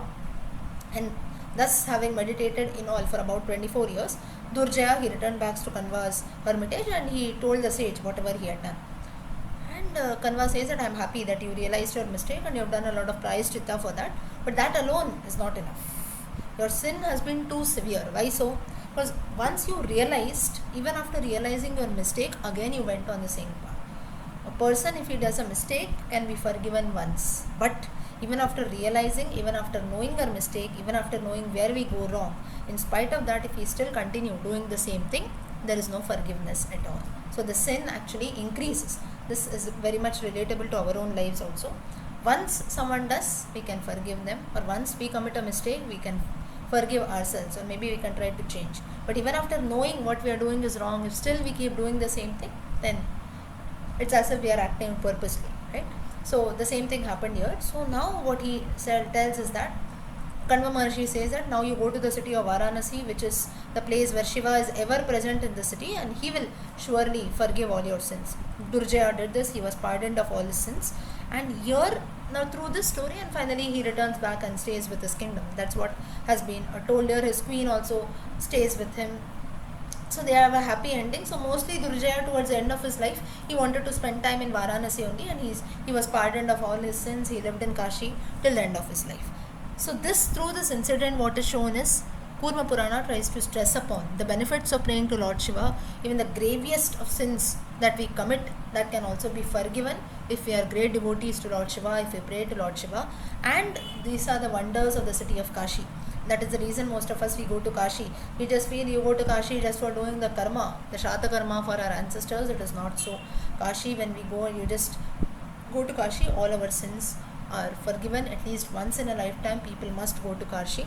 Mostly, most of us, we go with this attitude of doing some Shraddha karma for our ancestors. That is one thing that is there. But apart from that also, just as a normal visit, at least a few days of one's life, one must stay in Kashi. And it is said, now I have not gone to Kashi at least till now, but then it is said that once you go to Kashi, you can actually experience Shiva being there, or maybe some kind of positivity or vibrations. Has anyone gone to Kashi? Do you have some experiences? Yes, sir. You've Right, gone? we have one. Yeah. So Yes, even I have gone twice. Yeah. I went last time. Yes, even I went to Kashi. Stayed in Kashi. yeah. I went once myself. Okay. So I don't know how that experience is. I have also gone to You've gone to Kashi. Okay. Very great. Yeah. Yeah, but So- there were floods when I went there. Acha. So that is one thing, that the place, the place is a bit prone to, because we have the Ganga flowing nearby. Yeah, you have a bit of natural calamities hitting in, and I think now today, like more than a pilgrimage spot, it is a very crowded tourist attraction. So mainly, more we go and maybe you want to stay there also, you will have so much of crowd coming in. We don't have any time to experience the place properly. That can also be. But the Yeah. experience in the temple That is place very good. has an ethos. Has an ethos. Acha. Yes, yes. Ah. You can feel the depth of spiritual vibrations Yeah. wherever you go. No Okay. doubt, no doubt. Yeah. So this is again, we cannot maybe, yeah. Actually, now I have the new temple in North Year. Hmm. Now, not to go to the city, you should go to the other bank of the river. From there, the government boats are arranged from the army. Okay. Come, 30 rupees, come to by that boat from the other side. Hmm. The army boat, the boat supposed to, what you call that, Hmm. temple bit of ghat. In the ghat. Huh. On the ghat, the army is there, and you are on the opposite side of the ghat. Okay. The boat. And going the army, that is the last. And Okay. you get down from the, after the army is get down there, Hmm. there the is about feet of road from which you can come to the temple now. It was a short lane of only 8 to 10 feet. Okay. Okay. So I think lot of development and all such things are also being done. So Kashi in general is a very beautiful, you can say a very spiritual place where we can feel the vibrations of Lord Shiva present there. So the story, through this story, what we get to know is how Shiva forgives even the deepest, or you can say whatever sins we have committed, all that is forgiven, and also the virtues, or you can say the wonders of the city of Varanasi are described. Next, we have a story in the Krishna Purana talking about Krishna's tapasya. Now it is said that Krishna also had done a lot of meditation, where, let us see. Now Krishna, though he had about more than 16,000 wives, that also in that Ashtamahishis he had 8 primary wives, but in spite of all this, for many years Krishna did not have any sons. So desirous of obtaining a son, Krishna, he went to the sage Upamanyu. Most of you would have heard this. Upamanyuruvacha. It comes in a particular Sahasranama. And this sage's hermitage, it was very beautiful, full of trees, flowers and so on. Constantly the Vedas used to be chanted, and flowers, lotus flowers all around, animals used to move about freely, and sages from all over the country, they used to come to the sage hermitage of Upamanyu, and the sacred Ganga river also flowed past. So Krishna, he greeted all the sages, and the sages also, they worshipped Krishna because they knew that he was the Lord. And Upamanyu also welcomed Krishna, and he says that the great Vishnu himself has come and visited our hermitage. So why have you come all the way? Like, if needed, I would have come, and so on. The sage starts speaking. So at this time, what happens is that Krishna tells, I wish to meet Shiva. How should I go and meet him? Shiva tells that if a devotee performs difficult tapasya, just as we have seen in the previous story, Durjaya doing difficult tapasya, then Shiva surely comes and meets such a devotee with full faith if it is done. And at this time, Krishna, what he does is he starts a very difficult religious vrata called the Pashupata vrata. He donated a lot of clothes, and at the same time he himself wore clothes made of barks of trees. He smeared ashes, bhasma, all over his body. He continuously started chanting the names of Shiva. And after many years, it is said that Shiva and Parvati appeared before Krishna. Krishna at that time was just like any other devotee, he was performing tapasya. So Shiva was surprised. He felt, you are the great Vishnu himself, I am worshipping you, and why you are doing so much of tapasya? Do you want anything to be achieved? Krishna tells that I want to have a son just like you, and let him also be devoted to you. Shiva gladly, he grants his boon, and that's how the son Samba was born, who was the son of Krishna and Jambavati. Now Samba's story we have seen in one of the references, Samba was one who was disguised as a woman, and that's how the Yadava clan came to an end. Now stories about Samba can also be seen in the Mahabharata, Vishnu Purana and so on. Now Samba was also called as Shamba. From Shambhu the word has come, Shamba or Samba, both are correct, Sha or Sa. So this was how the son Samba was born. So through this incident, what we get to know is even Lord Krishna also is one of the great devotees of Lord of Lord Shiva, and Shiva also is one of the greatest devotees of Lord Vishnu. So the Kurma Purana again tries to remove a lot of controversies that we have today between Shaivism and Vaishnavism. So these are again different stories that are told. And this is Upamanyuruvacha is the Shiva Sahasranama that was told. That is a conversation between Upamanyu and Krishna. This reference, of course, the detailed story is there in the Mahabharata, wherein we have the Shiva Sahasranama told by Upamanyu to Krishna. But here in this Kurma Purana reference, we don't have any reference to the Shiva Sahasranama being told. It is only mentioned that Krishna did penance to Lord Shiva, and that's how a son called Samba was born to him. Next, we have some information about the 4 yugas, which we have already seen in the previous Puranas too: Satya Yuga, Treta Yuga, Dwapara Yuga, and finally Kali Yuga. Now, but a few different aspects have been mentioned here. What are that? Let us see. Kali Yuga, it is said to be the worst of 4 yugas. People are sinful, they forget their duties, forget their dharma, and but the only place which is free from such sins is mentioned is the sacred city of Varanasi. So mainly Kurma Purana tries to show or tries to propagate the importance of Varanasi. So that is the reason why again we must go and visit the place of Kashi. Satya Yuga, the best thing that had to be done was meditation. Treta Yuga, it was knowledge, that is jnana through different sacrifices. Dwapara Yuga, it is sacrifices and also a lot of pujas that were being done, different vratas, for example the Govardhana puja and so on, that Krishna did. And in the Kali Yuga, it is chanting the names of the Lord and also giving in charity. Brahma is the primary god in Satya Yuga. Surya is the primary god in Treta Yuga. Vishnu is the primary god in Dwapara Yuga and Shiva is the primary god in Kali Yuga. This is what is said as per the Kurma Purana. There can be a few differences to this. Now people who are Vaishnavites might say, why Shiva should be the lord in Kali Yuga? Why Vishnu is the lord? So for us, we are worshipping all the gods, be it Surya, Brahma, Vishnu, Shiva, the goddess or so on. We are worshipping all the gods how much ever we can. We do worship, we do devotion as per our own capacity. No one is going to come and tell you worship Shiva. Vishnu will not come and tell you are not worshipping me. I will ensure that you are not blessed. Even if Shiva blesses, I will curse you. No god comes and tells that. But just as a primary deity, for example, during our different festivals that we celebrate all through the year, for example, Ram Navami just went about, primary god is Rama. So that doesn't mean that we must not worship some other gods, or if you worship some other gods, the other Rama will be angry or so on. Or the other way around, if we worship Rama during Ram Navami, it's not going to happen that other gods will have an evil feeling towards us, oh, you are worshipping only Rama. So the reason why we have different festivals is during that particular period or that particular festival or time, that god is primary. During the Krishna Janmashtami, we worship Krishna. During the Deepavali time, we worship goddess Mahalakshmi. Then when we have the month of Shravan, we worship Lord Shiva. Or during the Navaratri period, we worship Lord the goddess. During the Ganesh Chaturthi festival, we worship Lord Ganesha. So during that time, that particular deity is a primary deity. That doesn't mean that we stick to that. I will repeat.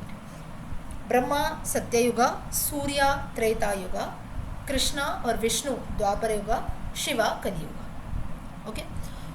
Now it is said that in the Satya Yuga, there was no jealousy. Nobody knew what was jealousy. Everyone was just happy. None was superior, inferior, you are big than me or small than me. Nothing like that. Everything was equal. Everyone was healthy, handsome and so on.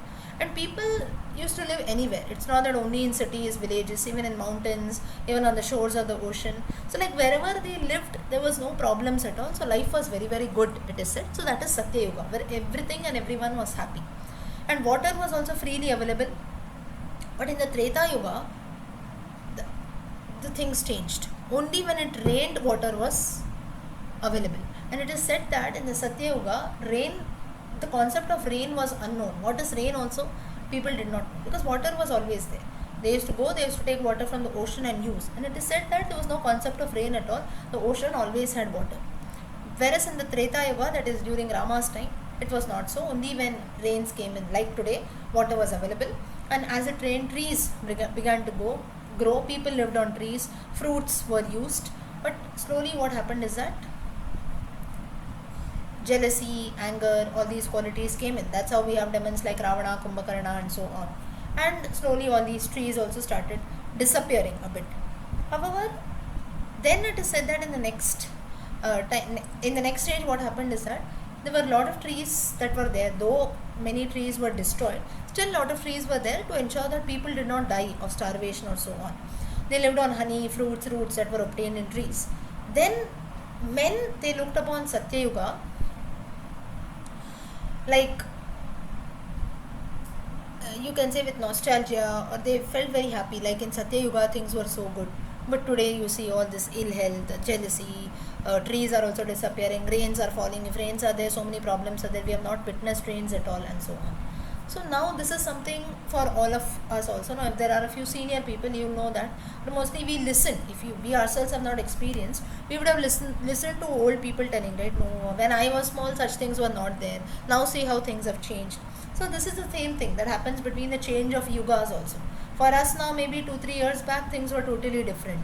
In a span of 2 years also, a lot of changes take place, right? And some people, it is good. For some people, it takes time to adjust. Or not everyone likes. For example, even this online medium also, not everyone is comfortable. They'll say, no, I don't like this. I want to meet someone physically.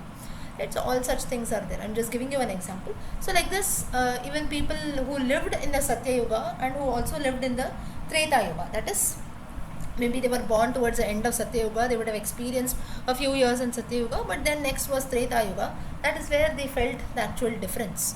And then they were, like, it took a lot of time and they wished that they went back to Satya Yuga only.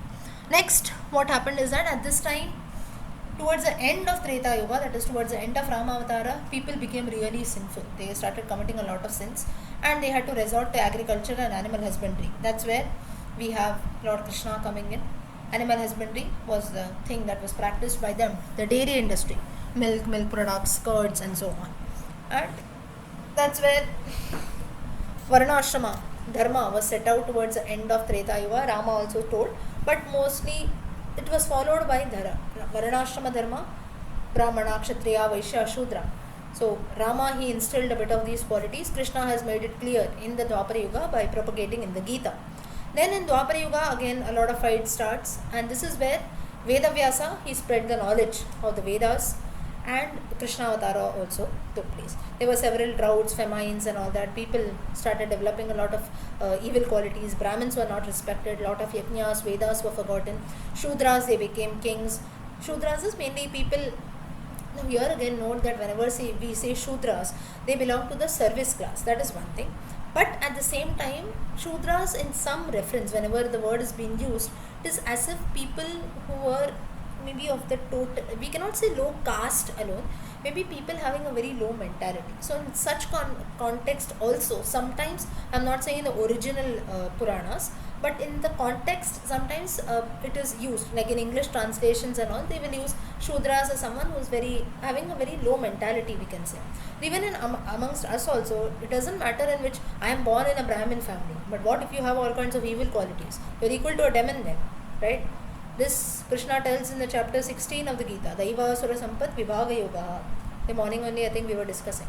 Having divine qualities as well as asuric qualities. It is there in all of us. But just because I am born in a Brahmin family or I am born in a Shudra family doesn't mean that we have the same qualities. Being born in a high class family or being born as a Kshatriya, being born as in a kingdom also, you see Rama, he was a Kshatriya, but still he had to go and live in the forest. Just like someone, so there he cannot say, no, I am born as a king, how can someone do this to me, or how can someone disrespect me, or how can someone sought the help, not even of human beings. Forget about Brahmana, Kshatriya, Vaishya, Shudra. Rama had to take the help of animals, monkeys, bears, squirrels and so on. Will any of us go and help? Someone tells, okay, you go and take the help of a dog. Will we go and do that? No. Right? So like this, there are different examples that tell that or show. Rama tries to show, or even Krishna tries to show that through his entire their life story, that just because we are born somewhere and the place where we live all through our life and the qualities and the people whom we come across, we don't know how anything or anyone will come to help. Like Rama also, he never knew that monkeys would actually come to his help. So there if you thought, no, I am born in a Kshatriya family, I belong to a king, what will the world tomorrow say? This man who was roaming about in the forest was banished from his kingdom, he has sought the help of monkeys and bears. No, I will not do this. At that time, what was most important was who was helping in which way. That was important. Whether it was a squirrel, whether it was a monkey, that did not matter at all. Or what the world will think, what the people will tell tomorrow, that doesn't matter. So how, when, what comes to our help, we never know. Even our greatest of enemies also, maybe during times of need, they might help us. A close friend or a close relative whom we feel we are very close to, they care about us and so, they might desert us in times of need. So we never know, life is never predictable. So that is what has been told through all these references. In Dwapara Yuga it was seen so. And many times even people who don't have any knowledge, they also wear saffron clothes, that is the sannyasi clothes, sadhu clothes, they will shave off their heads, they will pretend to be religious teachers. And most important, or you can say the point to be noted here is people also start believing in these sages, and that's where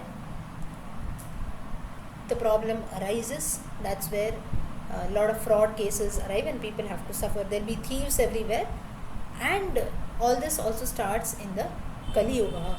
Kali Yuga also, towards the end of the Dwapara Yuga, it was not much Veda, people were studying the Vedas. Towards the beginning it was there, so people were studying the Vedas. Of course disease and a few of sins, jealousy, such qualities came, but towards the end of the Dwapara Yuga and the Kali Yuga, all these different vices and bad qualities were there in the society. But the only good feature here is, if one worships Shiva even a little bit in Kali Yuga, one attains undying punya, is it, or lot of merit. Now here again, Kurma Purana to some extent is trying to glorify Lord Shiva, because the context has come starting from Durjaya, then we had Krishna also praying to Shiva about Varanasi, and also this place wherein, also in this reference where it is mentioned that if you pray to Lord Shiva, then all our sins go away. Next is, we have some reference now. With this, mostly the stories of Kurma Purana end. Now discussion on a few generalized topics are there. Now in the Kurma Purana, next references we have information about the Linga worship, wherein we worship Shiva in the form of a linga, and it is said that in the city of Varanasi itself, now we have a lot of reference to the city of Kashi, wherein we have a lot of lingas. There is a very famous, very big linga, I don't know if few of you would have gone there, called the Omkara linga. Then there are different lingas, Vishweshwara, Kashi Vishweshwara, Vishwanatha, that is the main Jyotirlinga. Then Madhyadeshwara is another linga. Krittivaseshwara, in the audio later you can note down the names, and Kapardishwara. These are different lingas. There is a very big linga called the Omkara linga. Then 4 other famous lingas are located in the city of Kashi, namely Krittivaseshwara, Madhyadeshwara, Vishweshwara and Kapardishwara. And the Kurma Purana, it glorifies these lingas and the various tirthas or the places of pilgrimage that are found in the city of Varanasi. Then it also gives, Kurma Purana also gives some reference to the cities, to the rivers of Yamuna, Ganga, and also the city of Prayaga, that is today's modern Allahabad. So it just touches upon these topics and it comes. Next is a little bit of information about geography and astronomy, it is told. So this again we have already seen in the Vishnu Purana, I think in the Matsya Purana, right? We saw Jambu Dvipa and all the 14 regions, Bhuraloka, Subarloka, Maharloka, Janaloka, Tapoloka and so on. We saw there. Did we see? Anyone remembers? We saw all this, right? Jambu Dvipa, Bharata, Nabhi, Kushadvipa, Plakshadvipa and so on. Yes. So that is same reference, same repetition is given here. Further, little bit now because this so here the main topic is not about the continents or so. We get some reference about the different nakshatras or the solar that is the zodiac signs that we have. The Saptarishis or the constellation that we call Great Bear or Ursa Majoris. As per geography, the Great Bear constellation that is there, Jupiter, Dhruvatara, that is a pole star. Then it is said that the planets Saturn, Brihaspati, that is Jupiter, and Mangala, all these 3 planets, it is said that they move slowly. Even as per geographical reference also, if you look at their rotation and revolution, you can see that these 3 planets, Saturn, Jupiter and Mars, Mangal is Mars, all 3 of them, they move quite slowly. Their rotation and revolution time period, if you check, is very slow. Comparatively, the Sun, Moon, Buddha and Shukra, they move quite fast. And Sun's chariot is drawn by 7 horses that represent the 7 chandas: Gayatri, Brihati, Ushnik, Jagati, Pankti, Anushtup, Trishtup. These are 7 chandas, 7 meters that are used mainly in the Vedas. And in each month, the sun adopts a particular Aditya. We have 12 Adityas. 12 Adityas: Dhata, Aryama, Mitra, Varuna, Shakru, Vivaswan, Pusha, Parjanya, Amshu, Bhaga, Twashta and Vishnu. Aditya Namaham Vishnu. We have the reference in chapter 10 of the Gita wherein Krishna tells that amongst the 12 Adityas I am the greatest of them, that is Vishnu. Then the Kurma Purana, it does not mention the 7 lokas that are there in the lower regions. Now it is said that there are 7 hells and 7 heavens. So the underworld, Patala, 7 regions, it just gives description about the heaven, it does not talk about hell at all. Then there are different 7 seas that surround the 7 dvipas, that is again it just touches upon this point. We have seen that later, we have seen that in detail in the previous Puranas. Now the next topic that comes is we have some reference to Manu and Swayambhuva Manu, which also we have seen before. So all this it just touches little, it doesn't delve much into that. So mainly Kurma Purana, if you see, it is comparatively a small Purana, and at the same time it mainly talks about Shiva, devotees of Shiva, a few stories that have been told and a few generalized topics. So it is like a summary or an essence of many topics it is covered and put into one. So that is Kurma Purana. So it starts with Kurma Avatara. So this, if you see now the Kurma Purana basis is where Vishnu is telling to all the people who have assembled there, the gods and demons, during the Samudra Manthana episode. So he touches upon a few important aspects that are there, out of which the people around can get some good lessons to learn what we can take away from this. So that is the whole purpose. So it's not just giving out information from each and everything through small incidents. What is a teaching that we get? That is what has been stressed upon mainly in the Kurma Purana.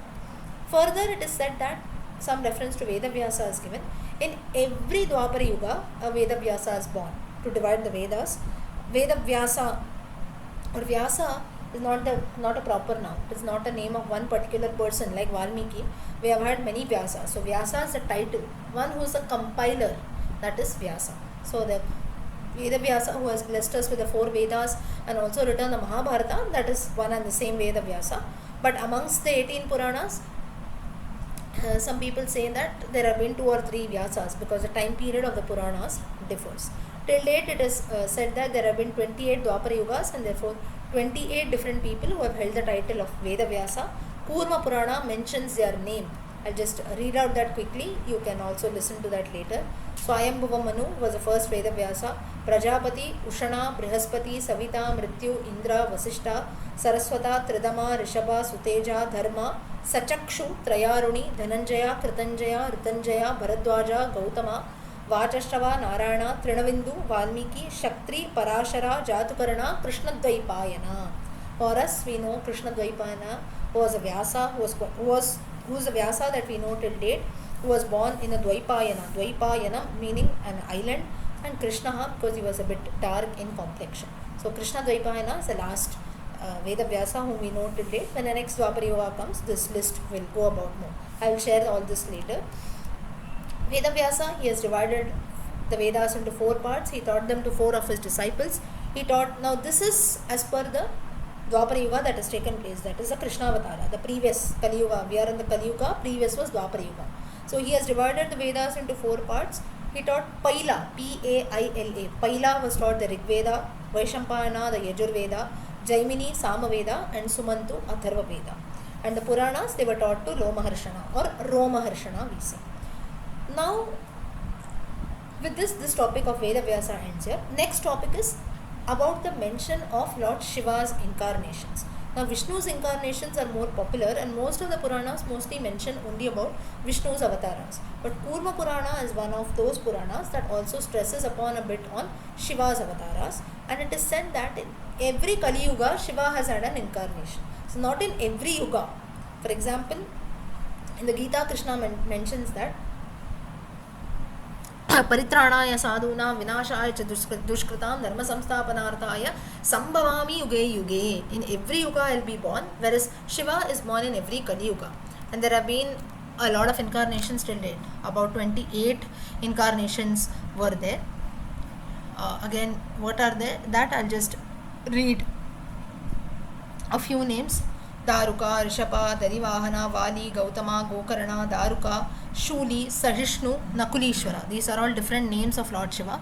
Few places we have temples also, but not, you can say, no, maybe Gokarna you can consider to some extent, because Gokarna in Karnataka that we have, it has become a popular tourist spot, but we have many Shiva, I think we have the Gokarna Shiva temple. So that is considered one avatara of Lord Shiva. Again, there is no written, you can say, not 100% reference whether it is the same Gokarna that we have today as a tourist place, or is there some other temple.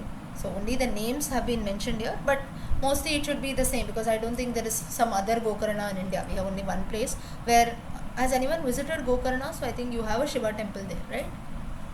Anyone has gone to Gokarna? Yes, I have gone. So there is a Shiva Yes, temple I have there. gone. Yes, there is a Shiva temple. Yeah, Yes. so that can be, It's very famous. yeah, so that can be one of the references, that it can be an avatara of Lord Shiva in one of the Kali Yugas that has taken place before. Next is the Ishvara Gita or a Rudra Gita. Now there are many Actually, yes, the temple there is linked with Ravana while doing tapas for Shiva. yes, correct. And he kept the linga on the sea, basically on Seashore. the beach or somewhere like that. Yes. So that time he was cursed or something like that. He was cursed, correct. This reference is for the Shiva, for in the case of Ravana, but then maybe originally the temple would have been built, so Shiva had, Ravana had come and kept the linga, so maybe that can be the reason why that the place, as Veena ji has said, it can be that reference. Or maybe because Shiva had taken an incarnation in Kali Yuga, maybe at this place, that can be a reason. It might be that at this place the incarnation would have taken place, so that's the reason why the place is called Gokarna. And Ravana, it would not have been in the form of a temple, but after Ravana came and did some worship, it would have got the house of a temple. So we don't have a lot of reference, at least in the Kurma Purana it is not mentioned much, so we don't know what is true. Further, we have the Ishvara Gita or the Rudra Gita that is told. in the Kurma Purana we have the Ishvara Gita. Now this Ishvara Gita to some extent is, not to some extent, you can say 100%, it is the same as the Bhagavad Gita. Whenever we say Gita, only one Gita comes to our mind, that is the Bhagavad Gita. It is not at all so. We have Devi Gita, you have Rudra Gita and so on. So there is not just one Gita, we have different Gitas also. So in that this Ishvara Gita has been told. Now what is this Ishvara Gita is? While Romaharshana, now we know Romaharshana was reciting in Naimisharanya, when he was reciting the Kurma Purana to all the assembled sages. Originally the Kurma Purana was told by Vishnu to all the gods and demons who were assembled there. But then Romaharshana second time, when he was telling to all the sages in Naimisharanya, we had seen this in the introductory session itself. At that time Krishna Dvaipayana Vedavyasa, he comes at the scene and they requested Vedavyasa, Romaharshana and all the other sages, they requested Vedavyasa that you tell us about the true path of knowledge, and that is what the conversation or what Vedavyasa told, that is nothing but this Ishvara Gita, wherein the divine soul is only truth which is ever pure, it is mentioned in the human soul and so on. So just on the same principles of the Gita that is there, it is mentioned. And of course there are a few varied topics also. Ishvara Gita stresses about Yoga Shastram also, that is Hatha Yoga, that is normal physical asanas, yoga asanas that we do, and also pranayama, breathing exercises and so on. Kumbhaka, Rechaka, Puraka. Now those attending Gita classes, you will know. Exhalation is Rechaka, inhalation is Puraka, then the process in between, when you, I think you stop or it is not inhale nor exhale, that is called Kumbhaka. So like this there are different positions or different movements that we do in pranayama. Then control of one's senses, yoga must always be done in a proper posture, yama, niyama, ashtanga yoga, all these principles also form a part of the Ishvara Gita. Finally it concludes with dhyana, that is continuous meditation. So all this Veda Vyasa comes and decides this is Ishvara Gita. Then towards the end of Kurma Purana, now this is all the concluding part. Next is it talks about a few rituals that are followed. First is a sacred thread ceremony, which is very important, and the Kurma Purana says that it should be performed at the age of 8 for a brahmachari boy. Now this, usually people, what we do is the Upanayana should be done at an odd age. So once that even age is complete, so for example 6 complete 7 or something like that, that is how it has to be done. But there in the Kurma Purana, but some people do even at the age of 5 or 7. But in the Kurma Purana it is mentioned that it should be done at the age of 8. And it is said that Brahma had created a cotton tree so that sacred threads could be made of cotton, but on certain occasions even sacred threads made of grass. Like for example, the first time on the day of the Upanayana, if you see an Upanayana, the Upanayana thread that is there, those who have maybe attended or in your own family if you have done, you will know. The Upanayana, on the day of the Upanayana Samskara, the sacred thread of a grass is also worn by the boy. Has any of you seen this? Of a grass also the boy wears? No? No, ma'am. None of you have? No, ma'am. Okay. So there you will know Yes, that yes, just yes, seen. yes, Yes, yes, you would have seen. So if you see very closely, or you can ask maybe if the men you remember. The first one they put with Yes. only grass. Of grass. Afterwards, Then the thread is put in. So men, you might remember, maybe many years past you don't remember what was done in your Upanayana times, that is there, but even today if you see, the first is made of grass. But the grass now we cannot wear it for long, so therefore the cotton threads are used. Then the second is a guru should always be respected. Guru, and here Kurma Purana stresses upon this part that anyone who teaches us anything, irrespective of their age, gender, qualification or any kind of qualities, someone you get to learn something, that person is your guru from that date. You must not think about anything at all. So from any person, a guru is anyone from whom knowledge is gained. This is what is a statement that Kurma Purana tells. And apart from that, a grandfather, then a father-in-law or a superior person, a grandmother and so on, they are also considered to be one's guru. So mainly elders should also be worshipped. Even a mother, a guru's wife, an aunt, mother-in-law, they are also told that they are equivalent to guru. So mainly any people are elders you can consider. We must show a lot of respect to all of these people. And amongst gurus, we have Mata, Pita, Guru, Daivam, his elder siblings, a teacher, father, partner, and also husband and wife. All of these are gurus and they should always respect. Then before it is said that now you can say now all this you might consider why all this is mentioned. It is said that a brahmana, now we need not consider only a brahmana, anyone, before you sit to study or maybe you are trying to do something new, say for example we are studying the Puranas or you do any other activity, it said that you must always wash your mouth after eating, drinking, sleeping, bathing, changing clothes also. So for a brahmana it is mentioned these are the dharmas that he must follow even while doing Sandhya Vandana and so on. So mainly these rituals of Upanayana have been mentioned in the Kurma Purana. So this entire section towards the last of Kurma Purana are for boys doing the Yajnopavita. After the Yajnopavita Samskara, what are the things that they have to do? Now it is said that in those times what used to happen is, if mouthwash is not possible, like for example we have food, we cannot wash our mouth or maybe our hands are dirty. Now sometimes today's times what we do is, not every time, when even though we eat with a spoon or so, we will say no, my hand is not dirty. So what we do, we might take a sanitizer or with a tissue handkerchief or so, we'll just wash, right? Maybe a washroom is not nearby or so. But if this is not done in those times, what they used to do is, maybe they used to just touch a piece of cloth or touch about wet grass or touch the ground or so. So all these acts are also considered as acts of purification, like goddess mother earth or mud if you touch, or even just touching a few drops of water or wet grass or a piece of cloth. Like a piece of cloth we touch is nothing but handkerchief. Today we clean with our handkerchief.